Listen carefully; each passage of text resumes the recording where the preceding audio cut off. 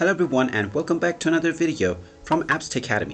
In this video, I'm going to show you how to block an email address on your Gmail account from your Android or iOS device. So let's get started right away. Now, if you have already installed the Gmail application on your device, then go ahead and tap on it.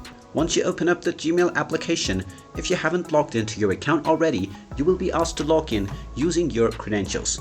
After logging into your account, you will be taken into the inbox page, from which, in order to block any email address, simply go ahead and tap on any email from the sender that you want to block. Now, once you open up this email, you will find the three dots at the top right corner, within which you will be able to find the block option. Just go ahead and tap on this block option, and you will find an option to unblock this sender once again, which means that this sender has already been blocked. Now, if you block this sender by mistake, you can simply tap on the unblock button and this user will once again be unblocked. And there you have it. That is how easy it is to block any email address on your Gmail application on your Android or iOS device. If you find this video helpful, make sure you hit that like button and subscribe to our channel if you haven't done so already. Also ring that notification bell to never miss another update from us. Thank you for watching and I will see you again in the next video.